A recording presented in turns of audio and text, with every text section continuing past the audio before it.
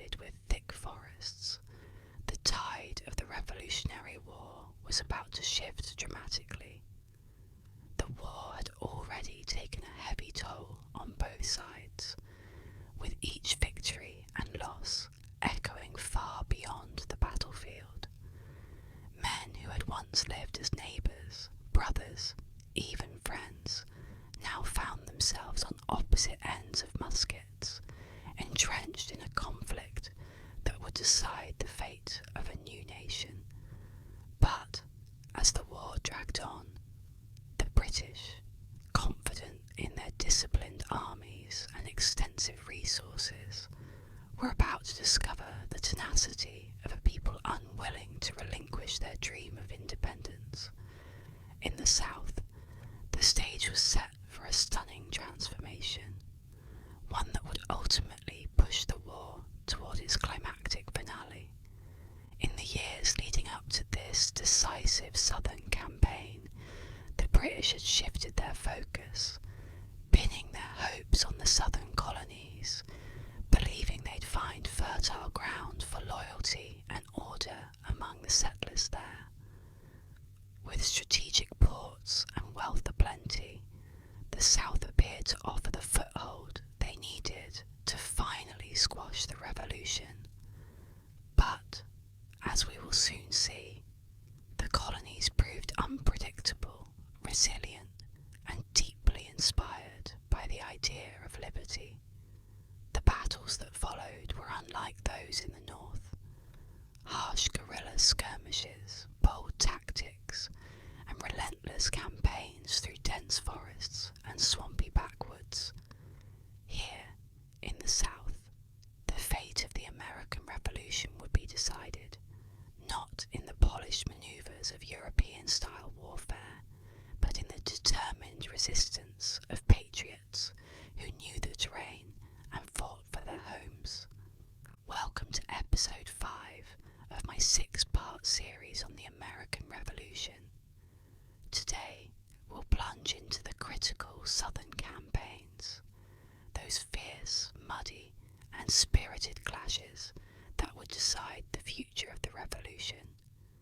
Together, we'll unravel the strategies, triumphs, and setbacks that marked this chapter, bringing us to the dramatic siege of Yorktown.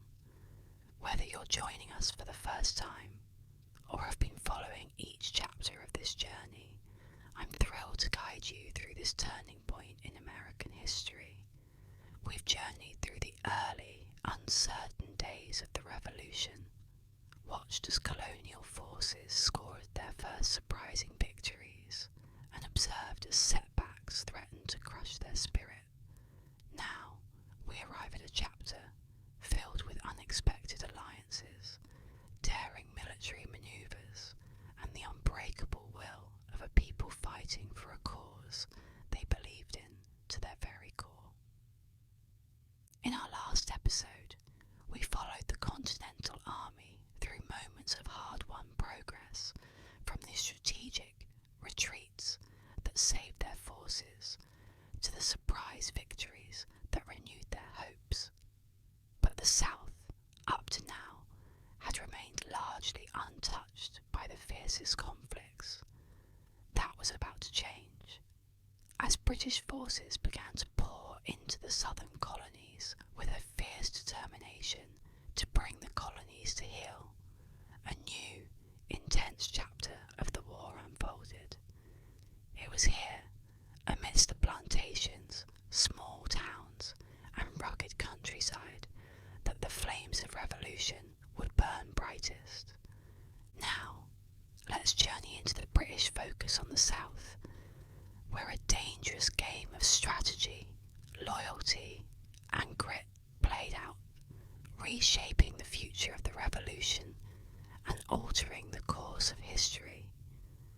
The British, after years of bitter skirmishes in the northern colonies, turned their eyes southward with a fresh strategy, one rooted in the conviction that loyalist support would flow freely in the southern provinces. Sir Henry Clinton, commanding the British forces, put it bluntly in his to trust solely to the resources of ourselves and our friends in the southern provinces. It was a gamble, a high-stakes manoeuvre that aimed to rally loyalists, secure critical ports, and crush the revolution from its geographic edges inward. The British believed that southern hospitality would extend to their cause, providing both shelter and strength to their weary soldiers. But what Clinton and his officers failed to grasp was the fierce resolve brewing in these lands, a resolve that would not easily yield to British rule. The British were banking on a vast network of loyalist sympathisers, men and women who, they assumed, would stand by the crown and raise arms against their revolutionary neighbours. It was an assumption, however, rooted in misjudgment. Southern loyalties were not as firm as the British supposed, and the seeds of rebellion had taken root far and wide. The Virginia Gazette had published fiery declarations, the words of patriots who saw no alternative but to fight, even to the death, for their independence. One Virginian, echoing the fierce sentiment of his compatriots, declared, "We are resolved never to yield ourselves slaves to any man." Such sentiments were not confined to the pages of newspapers. They lived in the minds and hearts of farmers, tradesmen, and frontier families who knew that British rule meant subjugation. To the British, the southern colonies appeared divided, yet beneath this veneer of division lay a complex web of loyalties and grudges, built on generations of self-reliance and a fierce attachment to the land. These were men and women who had carved lives out of wilderness, who fought off enemies foreign and domestic, and who saw in independence a chance to preserve the way of life they had built with their own hands. The British under Clinton assumed they could tap into existing tensions, offering security and stability to those weary of war. But the Southerners saw through the promise of peace, viewing it instead as a thinly veiled attempt to regain control over their lives, homes, and fortunes. With the British now focusing their attention here, the conflict turned neighbour against neighbour, family against family, in a way the war had not yet seen. The loyalists who sided with the crown believed their world depended on British governance, on the traditions and hierarchies that had long structured colonial life. But the patriots, burning with revolutionary fervour, believed just as fiercely in their right to self-determination, to cast off the yoke of distant kings and tyrants. Southern towns and communities were split down the middle, creating a tension that simmered hotter with each passing day. The British would soon learn that fighting in the south wasn't merely about defeating an army. It was about facing a people who saw this struggle as a fight for their very souls. As the British armies moved into the southern colonies, they began to implement a harsh approach to crush any resistance, showing little mercy to those who dared to defy the crown. Farms were burned, homes looted, and communities shattered under the weight of British raids. For many patriots, these acts solidified their hatred of British rule, transforming them from reluctant rebels to zealous warriors. The British viewed these tactics as necessary, a show of strength to stamp out any embers of resistance. But rather than extinguishing the fire, their actions only stoked it, fanning small rebellions into raging flames. For those Southerners who had remained ambivalent about the revolution, the British campaign became a clarifying force. The sight of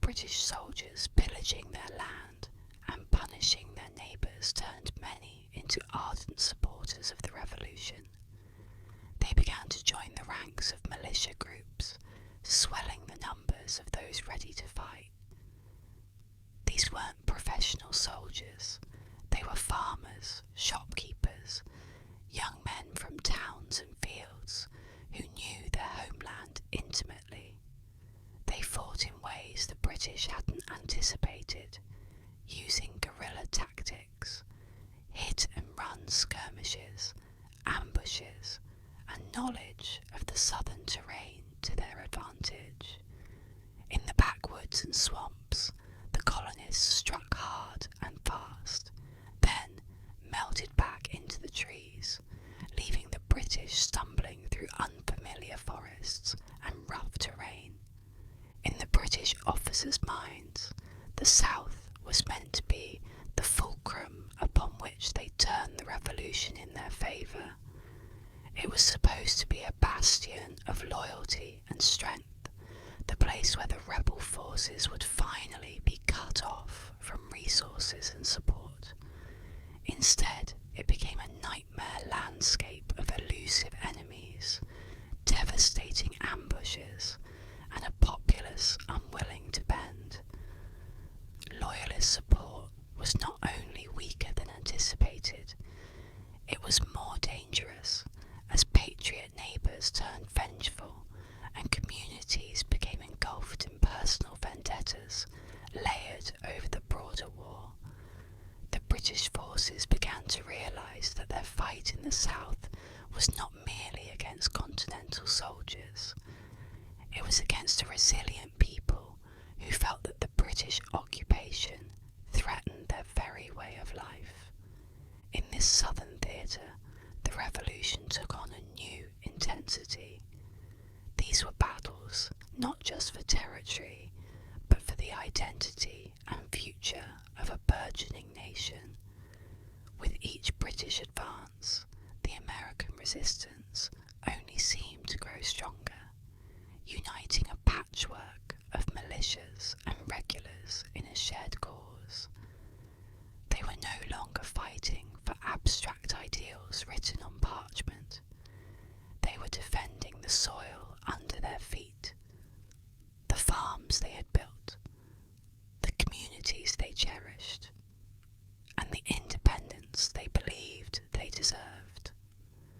The next chapter of this southern struggle would reveal the daring courage of colonial forces as they took the fight to their British adversaries in battles that would become legendary.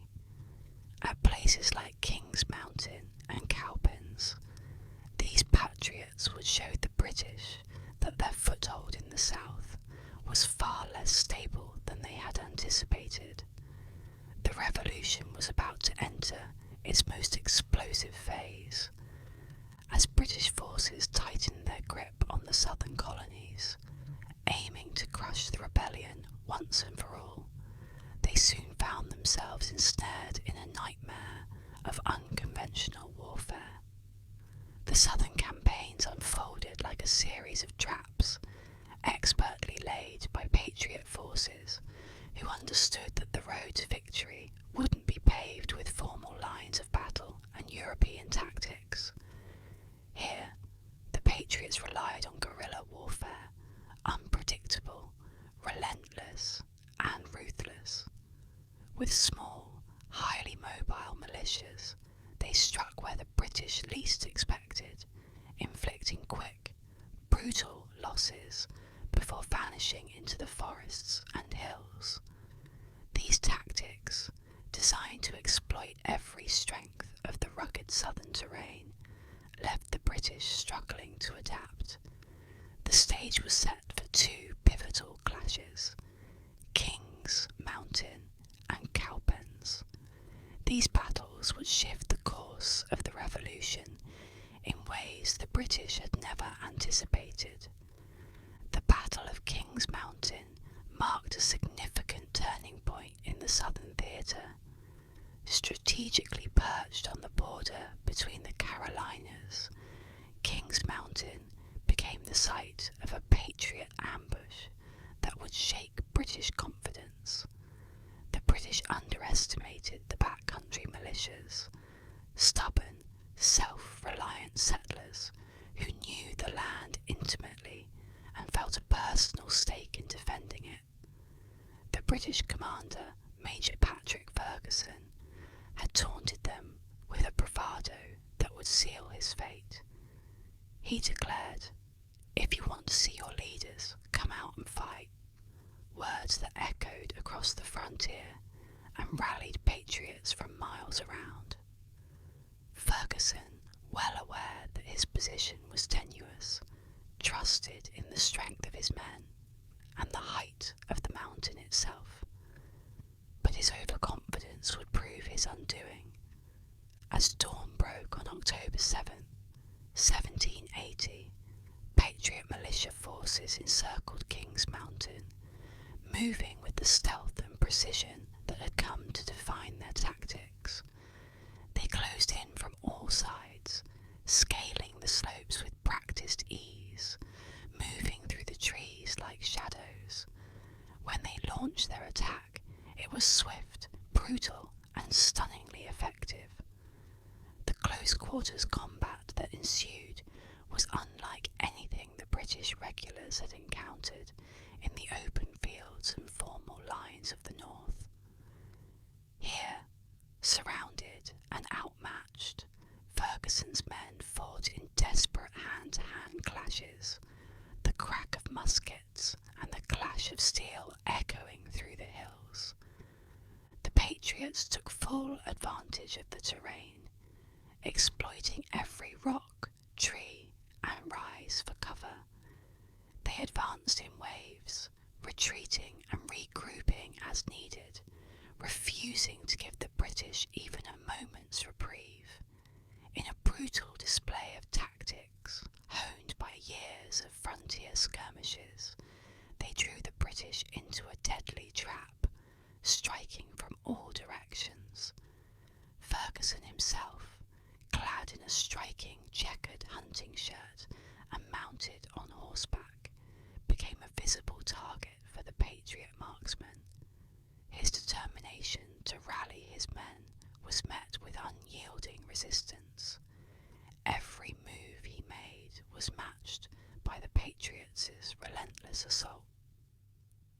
By the end of the battle, Ferguson lay dead, his forces shattered. King's Mountain did more than eliminate a British force. It sent shockwaves through the British ranks.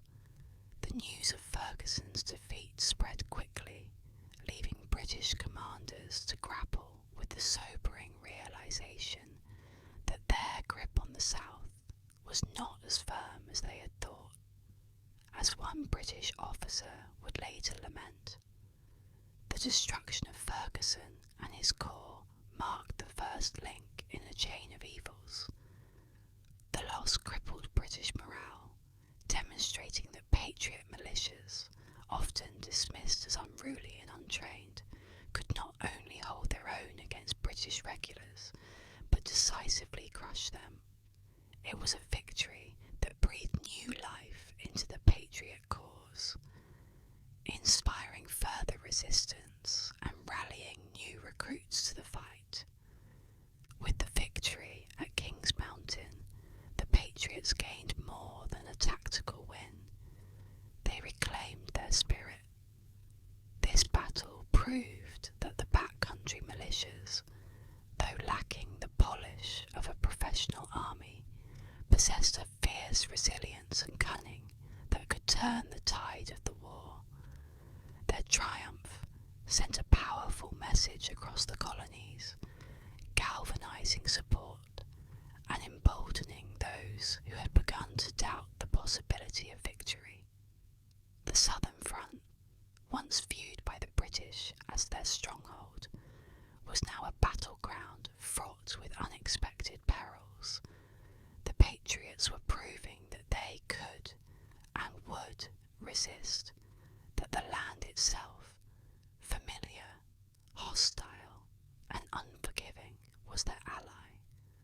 With momentum on their side, the Patriots prepared for the next chapter in their campaign.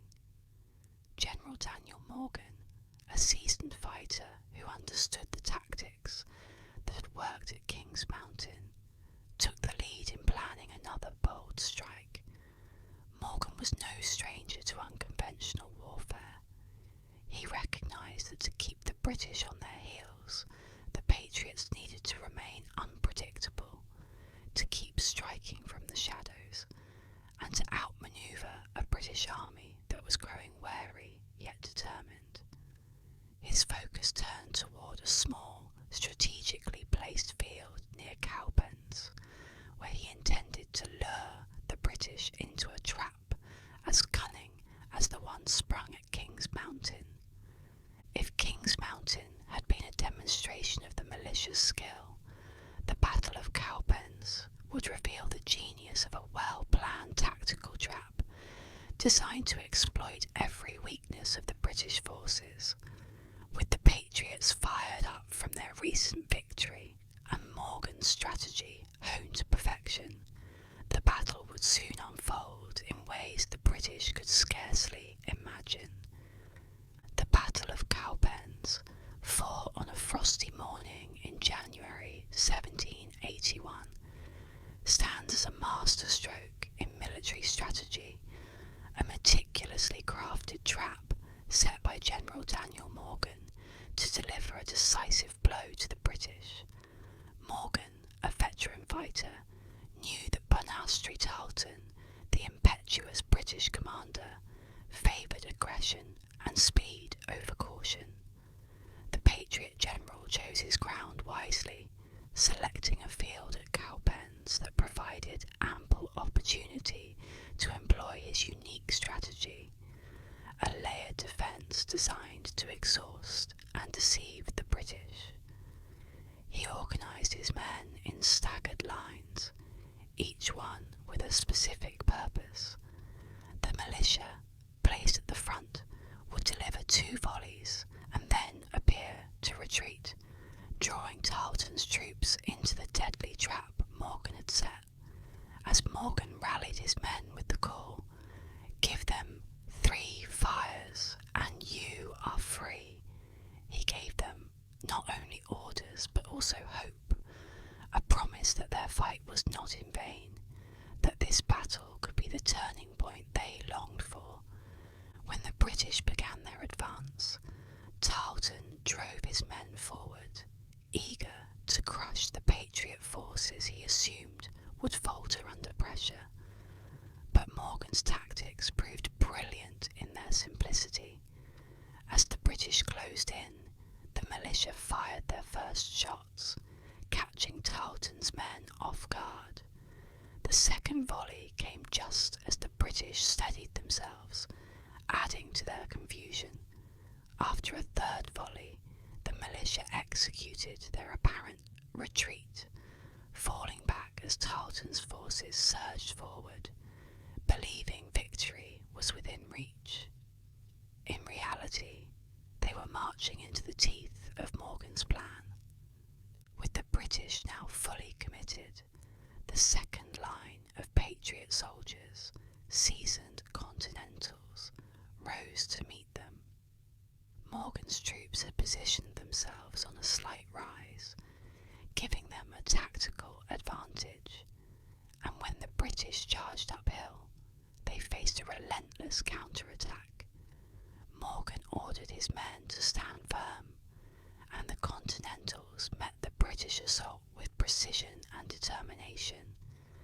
As the 2 lines clashed, a devastating Patriot counterattack unfolded, encircling Tarleton's forces. The British, outmanoeuvred and overwhelmed, faltered under the combined weight of musket fire and bayonets. Chaos ensued as Tarleton's lines broke and his troops scattered in disarray.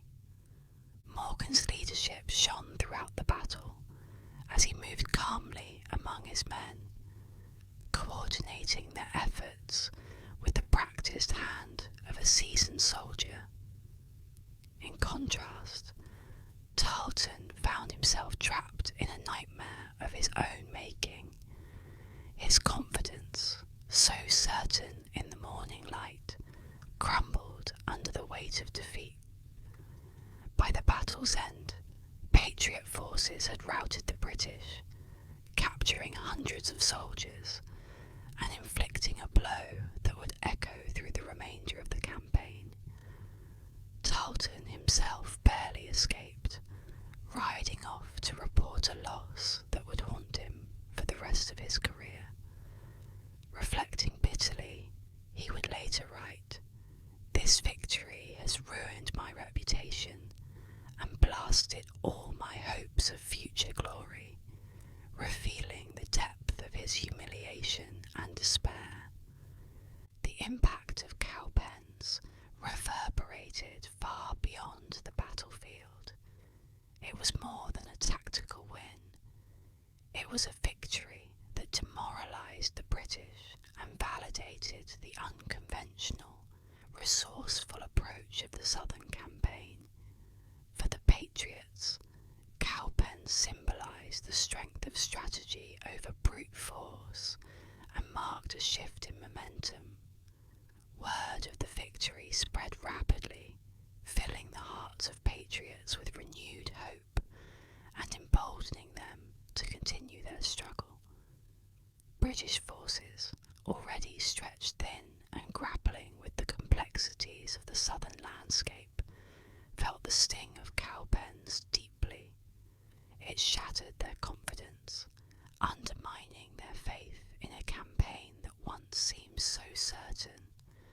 The war in the south was no longer a series of strategic advances and simple conquests. It had become a grinding battle of attrition, where the British would find no peace, no foothold to steady themselves. As the smoke from Cowpens cleared, General Nathanael Greene, the mastermind behind the Southern campaign strategy, was already preparing for the next move. Greene understood that victory would not come through a single decisive clash, but through a relentless campaign of attrition. His philosophy was simple yet profound. We fight, get beat, rise, and fight again. It was a mindset that captured the Patriots' unyielding resolve, a willingness to endure hardship and press on, no matter the odds. Greene's approach was not to confront the British in open, head-on battles. Instead, he sought to stretch their forces, exhaust their supplies, and erode their morale with every encounter.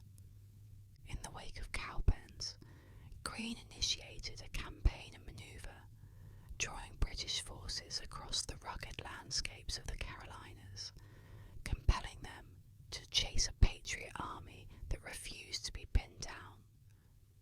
Greene's strategy kept the British constantly on edge, wearing down their strength with each march and each minor skirmish. He recognised that his forces couldn't match the British in numbers or equipment, but they could outlast them, using the southern wilderness as both shield and weapon. This war of endurance brought Greene's army ever closer to Guildford Courthouse, a place that would soon host one of the campaign's most intense battles. As Greene led his troops forward, the British began to feel the weight of every step, every mile of rugged terrain, and every loss of resources. His strategy wasn't merely to win battles, but to bleed the British campaign dry, to push them to a breaking point where victory was not only improbable, but impossible. Guildford Courthouse would become the crucible in which this strategy of resilience and resourcefulness was tested, where Greene's tactics would prove their worth. Ahead lay the arrival of French allies, the convergence of forces, and the gathering storm that would culminate in the siege of Yorktown. As summer gave way to autumn in 1781, the American Revolution approached its climactic chapter along the shores of Virginia. For 6 grueling years, American and British forces had fought across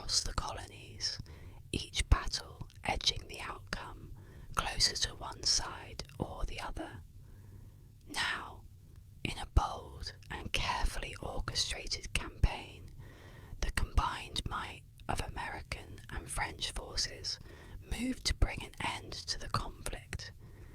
The siege of Yorktown would not only showcase the tactical brilliance of General George Washington and French General Jean-Baptiste Rochambeau, but also the growing strength of an alliance that bridged continents. It was here, in Yorktown, that the dream of American independence would either rise triumphant or face its final bitter blow. The Franco-American strategy that brought the war to Yorktown was a masterpiece of collaboration and precise timing. General Washington, leading the Continental Army, understood that a victory would require more than sheer will. It needed a meticulously crafted plan, the support of French allies, and crucially, the element of surprise. Washington and Rochambeau, the brilliant French general who commanded forces on American soil, became trusted partners in a campaign that was both audacious and perilous.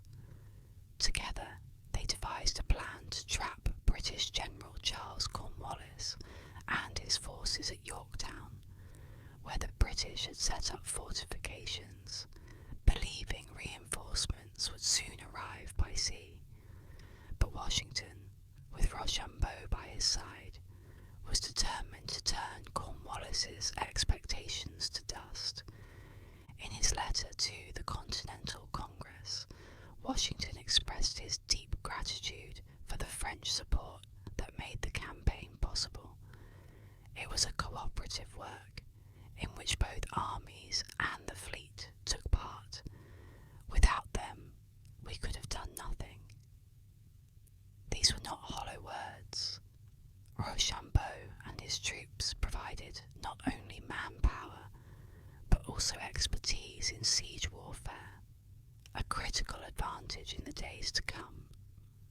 Rochambeau, understanding the stakes, remarked somberly, "The fate of America may well be decided in Virginia." With their goal set and a shared sense of purpose, the Franco-American forces moved south, marshalling every resource for the final strike. Integral to this grand strategy was the French Navy, commanded by Admiral Francois-Joseph Paul de Grasse. De Grasse's fleet sailed from the West Indies, arriving at Chesapeake Bay with a single purpose: to prevent the British from bringing reinforcements to Cornwallis. The success of the Yorktown campaign hinged on this naval blockade, which would cut off Cornwallis's last hope of escape or support. De Grasse, a man of honour and conviction, saw his role as more than mere duty to a foreign ally. He believed, as he later reflected in his memoirs, "Our success is tied to the cause of liberty. It is a matter of honour." His blockade held firm, repelling British ships and sealing Cornwallis's fate. Without this critical manoeuvre, the siege might never have taken place, and the revolution might have met an entirely different end. With de Grasse's ships securing the waters, Washington and Rochambeau led their troops to Yorktown. The air buzzed with tension as American and French forces closed in around the British defences, setting the stage for a siege that would last weeks. Washington, ever the steady and determined leader, issued a powerful rallying cry to his men, urging them to give everything to this pivotal moment. "Press forward and make this the decisive stroke," he declared, infusing his troops with the determination and focus they needed. Around Yorktown, a ring of resolve tightened as soldiers dug trenches, mounted defences, and prepared for the gruelling work ahead. In the early days of the siege, American and French forces began establishing their siege a slow and painstaking task. Soldiers worked through the nights, shoveling dirt and hammering stakes, constructing a network of trenches that inched them closer to Cornwallis's positions with each passing day. Both armies knew they were within reach of a monumental victory, yet they also knew that Cornwallis would not surrender easily. The trenches became a symbol of their steady, relentless advance as they moved closer to the British lines with each shovelful of earth. At the heart of the siege were the artillery positions, carefully chosen and brutally effective. Under Washington's orders, the Franco-American forces placed their cannons with precision, creating a line of fire that would bear down on British fortifications with devastating accuracy. The cannons began their thunderous work, pounding Cornwallis's defences day and night, filling the air with smoke and shattering the British lines. The artillery barrage was relentless, each blast signalling another step toward victory. Cornwallis's troops, once confident and secure within their defences, found themselves overwhelmed by the unceasing bombardment that chipped away at their walls and their spirits. As the siege wore on, the resolve of Cornwallis's men began to falter. The unyielding pressure from the combined forces, coupled with the blockade that severed their connection to the outside world, left them increasingly isolated. Washington and Rochambeau, ever watchful, observed the weakening British defences and knew that a breakthrough was within sight.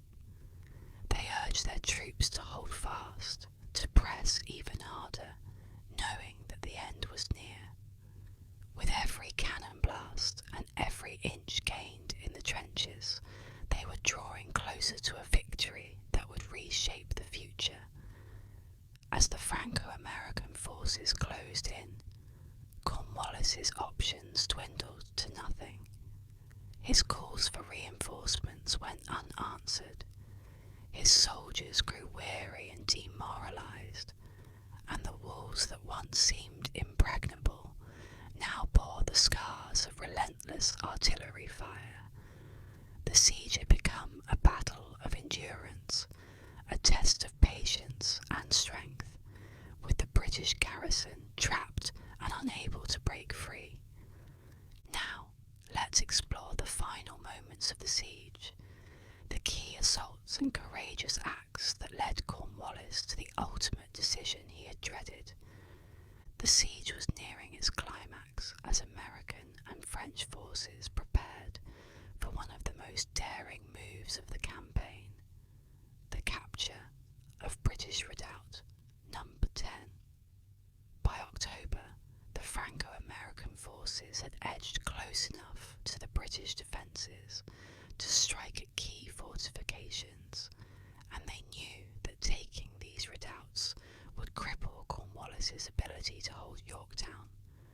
Under the cover of night, Alexander Hamilton, then a young and ambitious officer, led a group of determined soldiers on a perilous assault against the redoubt. Every man knew the risks. The redoubt was fiercely guarded, and an assault would mean charging directly into British fire. But Hamilton's determination burned brighter than fear, and he rallied his men with the powerful cry, "Forward! The world expects us." It was a call to courage, a reminder that they fought not just for a battlefield victory, but for the dreams of a nation. Hamilton and his men stormed the redoubt, pushing through British defences in a fierce, close-quarter fight that left no room for hesitation. In that single, decisive action, they took control of Redoubt Number 10, a pivotal moment that would break the British lines and seal the fate of Yorktown. of Redoubt Number 10, along with Redoubt Number 9, marked a turning point in the siege. These fortifications had stood as a final line of defence, a barrier that Cornwallis trusted would shield him from defeat. Now, with both redoubts in American hands, the walls that had once offered protection became nothing more than crumbling symbols of lost hope.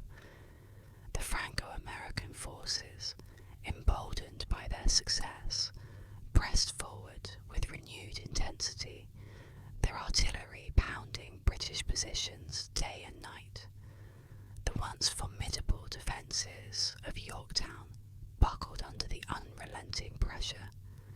Every explosion, every burst of cannon fire struck deeper into British resolve. For the British soldiers trapped within Yorktown, the psychological toll of the siege was devastating. Surrounded, unable to escape, they faced the steady, unyielding advance of enemy forces, their spirits ground down by the knowledge that there was no reinforcement on the horizon, no ship bringing aid. The sound of artillery became an unending drumbeat, a reminder of their predicament. An American soldier would later recall the sight of British defences faltering under the constant barrage, saying it was as if we had turned the tide of a mighty river. The weight of the war seemed to press upon them all at once, a realisation that they were witnessing history in the making, a tide of change that could no longer be resisted. Every man, patriot and redcoat alike, felt the significance of the moment. As the siege closed in on its final stages, Cornwallis faced a brutal reality. His defences were shattered, his supplies dwindling, and his men pushed to the edge. With no hope of relief, he made the decision that no proud general wishes to make. On the morning of October the 19th, 1781, Cornwallis capitulated, sending an officer to negotiate terms for surrender. The British Army, once confident of their dominance, prepared for a humiliating defeat. The formal surrender ceremony was a sombre procession, marked by the sombre dignity of soldiers who knew that they had fought bravely but ultimately lost. The British, in a symbolic gesture, played a tune that seemed to echo their bitter sentiments. The world turned upside down.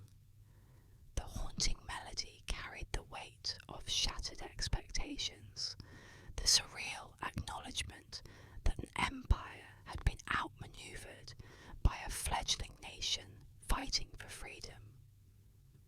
Cornwallis's surrender was more than just the end of a siege. It was a moment that reshaped the course of history. The significance of that day was not lost on those who stood witness. To the Franco-American forces, it was a hard-won victory that marked the end of a long and brutal struggle. For Britain, it was an undeniable signal that the war in America was lost, that the revolutionary spirit they had sought to quash had proven too resilient. Cornwallis's capitulation brought an effective end to large-scale military operations in America, setting the stage for peace negotiations and the eventual recognition of American independence. The victory at Yorktown, born from strategy, resilience, and the courage of countless soldiers, was the final blow in a war that had turned the world upside down. The morning of October 19th, 1781, dawned with an air of solemn inevitability over Yorktown. The British soldiers, who had fought with unwavering resolve, now faced the task of surrender, a bitter pill for any proud military to swallow. weeks they had endured the relentless Franco-American siege, watching their defences crumble and their supplies dwindle. Now their commander, General Cornwallis, defeated and worn, had no choice but to yield. Yet, even in this final act, Cornwallis could not bring himself to face the American and French forces who had overcome him. Instead, he sent his second-in-command, Brigadier General Charles O'Hara, to carry out the formal surrender on his behalf. In the cool morning light, O'Hara, bearing Cornwallis's sword, approached the American and French ranks, where General Washington and General Rochambeau awaited the formal gesture of capitulation. It was a moment steeped in both tension and symbolism, one that marked the beginning of the end of British rule in the colonies. As O'Hara approached the French general, perhaps hoping to soften the sting of defeat by surrendering to a European ally, Rochambeau declined with a graceful but firm response. "You must yield to General Washington's order." The British, once so sure of their supremacy, found themselves humbled before an alliance they had once underestimated. With this response, O'Hara turned to Washington, who, in a gesture that spoke volumes, directed O'Hara to General Benjamin Lincoln. Washington's choice was deeply symbolic, honouring a man who had once suffered the humiliation of surrendering to the British at Charleston. By allowing Lincoln to accept Cornwallis's sword, Washington made a powerful statement. The honour taken from Charleston was now restored, and with it, the dignity of the American cause. Lincoln accepted the sword with solemn grace, completing a ritual that marked the turning of the tide in America's favour. The surrender ceremony itself was a sombre affair. British soldiers, heads bowed, marched between lines of American and French troops, laying down their arms as they passed. Each clatter of musket against musket, each step taken in silence, underscored the gravity of the moment. The British band played "The World Turned Upside Down," a tune that seemed to capture the profound irony of the occasion.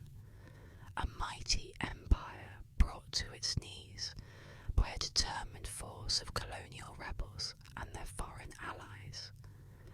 To the watching Americans, the sight was a hard-won triumph, the validation of years of struggle and sacrifice.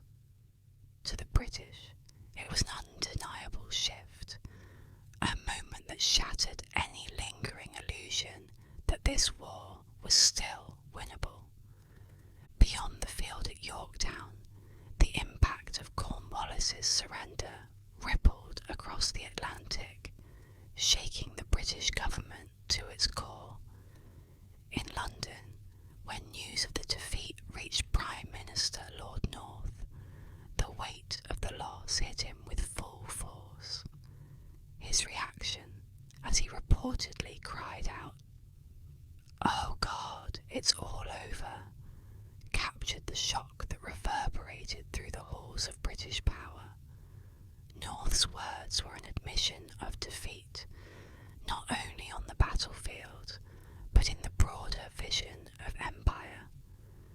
Britain, long accustomed to dominance, faced the reality that the American colonies, once viewed as unruly subjects, had now risen as a formidable force, capable of deciding their own future. This capitulation didn't just signal a military loss, it ignited diplomatic shockwaves that would shape the future of the American nation.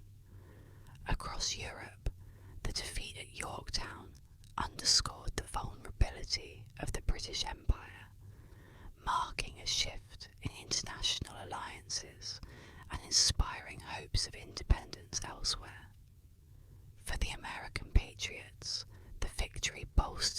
position on the world stage. As Benjamin Franklin wrote with characteristic wit and satisfaction, "Our victory at Yorktown has stunned the British lion. Now he may be willing to let go of our throat." Franklin's words spoke to the shift in power and the emerging respect that the American cause commanded. The Franco-American alliance, which had been instrumental in this victory, was a partnership of necessity and shared ideals. France's support, driven by both strategic interests and a desire to humble its old rival, Britain, had helped turn the tide.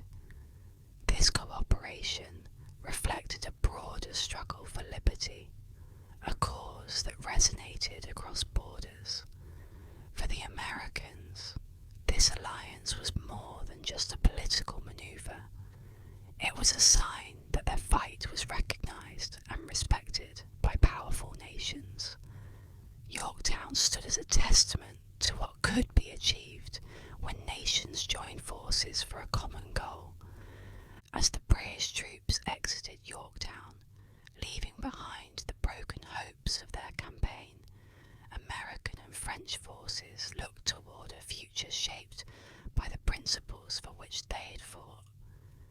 The victory at Yorktown marked not only a military triumph, but also the beginning of a new era in American history.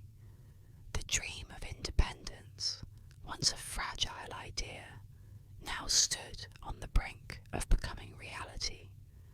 With Cornwallis's surrender, the Revolutionary War entered its final stages, setting in motion the events that would lead to peace and recognition of American sovereignty. The Battle of Yorktown, a stunning and decisive victory, sent shockwaves across the Atlantic, reverberating through the heart of the British Empire. In London, disbelief mingled with dismay as news of Cornwallis's surrender reached Parliament and the royal court. King George III, steadfast and defiant, refused to accept defeat, reportedly declaring, "America must be conquered." For a monarch who had overseen British triumphs across Europe and the world, the notion that a collection of colonial rebels, supported by his ancient rival France, could outmaneuver the British army was unthinkable. Yet, within his cabinet and among British leaders, a sobering realisation took hold. Yorktown was not merely a lost battle, but the beginning of the end. Britain's grasp on the American colonies was slipping through its fingers, and the will to continue the fight was crumbling. Members of Parliament, many of whom had cautioned against the war from the start, saw Yorktown as the final confirmation of their fears. One Parliament member, reflecting the sentiment of those opposed to the costly conflict, remarked with grim resignation, "Yorktown was the blow we feared, but would not admit. It was as if Britain had been blind to the accumulating weight of the American resistance, until this moment forced them to face reality."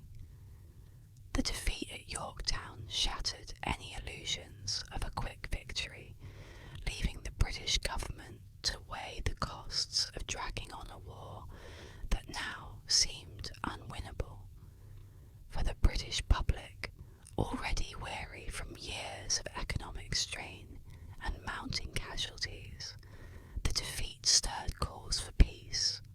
The tide of opinion shifted swiftly, and voices once drowned out by patriotic fervour now rose in strength, demanding an end to the bloodshed. While King George wrestled with his resolve, American leaders began to seize the moment. The victory at Yorktown offered more than a military triumph. It transformed the Revolutionary War from a desperate struggle for survival into a conflict that held the promise of complete independence. In letters and speeches, American statesmen expressed their understanding of Yorktown's profound significance. Thomas Jefferson, ever eloquent and visionary, captured this sentiment in his correspondence. Yorktown has given us more than victory, it has given us recognition. To Jefferson, Yorktown was a message to the world that America was not merely a collection of rebellious colonies, but a nation asserting its right to exist and to govern itself. With the battle won, attention turned to the negotiating table, where America's future would be hammered out in a different kind of confrontation. In Paris, American representatives gathered, determined to secure the fruits of their hard-fought victory. Among them was John Jay, a statesman whose dedication to the cause of independence burned as brightly as any soldier's courage on the battlefield. Jay approached the negotiations with unyielding resolve, insisting, "We will accept no less than independence, for Yorktown has granted us that right." These peace talks would not be easy. They involved complex interests and rivalries, and the American delegation had to navigate carefully. Yet Yorktown had granted them leverage and legitimacy, and they would settle for nothing short of full sovereignty. As peace negotiations unfolded, the significance of Yorktown continued to resonate beyond the halls of power. Across Europe, other nations took note of Britain's humbling defeat, seeing in the American victory a symbol of resistance and a challenge to the established order. In France, where support for the American cause had already become a matter of national pride, Yorktown was celebrated as proof that an alliance rooted in shared ideals could defy even the mightiest empire. French soldiers and sailors who had fought alongside their American allies returned home as heroes, and the spirit of revolution, so evident in the American cause, began to inspire whispers of change within France's borders. In the American colonies, the joy and relief following Yorktown were tempered by the long memories of hardship and sacrifice. For many patriots, victory had come at a staggering cost. Families had been divided, towns ravaged, and lives shattered. Yet, in the wake of Yorktown, hope flourished, and communities looked toward the future with a renewed sense of purpose. Veterans returned home, carrying stories of courage and resilience that would shape the national identity for generations to come. The war had tested the colonies in every conceivable way, forging a bond between them that went beyond politics and territory. It was a unity built on shared struggle, sacrifice, and an unwavering pursuit of freedom. Even amid the celebrations, there was work to be done. The fledgling nation faced daunting challenges, creating a stable government, unifying disparate states, and building an economy from the ground up. The spirit that had won the war would now be called upon to win the peace. Leaders like Washington, Jefferson, and Franklin understood that the true test of American independence would be in establishing a country that could thrive and endure. The journey to independence, however, was far from over. As the ink dried on the treaties and the last British soldiers prepared to leave American soil, the leaders of this new nation prepared to confront the daunting task of transforming victory into lasting freedom and prosperity. The The story of the American Revolution's Southern campaign is one of grit, resilience, and turning tides. With the war dragging on, the British shifted their attention southward, convinced that the southern colonies, rich in resources and divided by loyalist sympathies, would be their key to victory. But what they found was a fierce resistance. In battles like King's Mountain and Cowpens, Patriot forces, armed with the land's familiarity and a passion for independence, inflicted blow after blow on British forces. These southern campaigns, led by tacticians like Nathanael Greene and Daniel Morgan, steadily sapped British strength, culminating in one of the most significant military gambles of the war. The siege of Yorktown marked the decisive turn. In a display of unity, American and French forces under Washington and Rochambeau converged upon Cornwallis's troops at Yorktown, trapping them in a devastating siege. With Admiral de Grasse's fleet blocking British reinforcements by sea, the trap was complete. After weeks of relentless bombardment, the British defences crumbled, and Cornwallis was left with no choice but to surrender.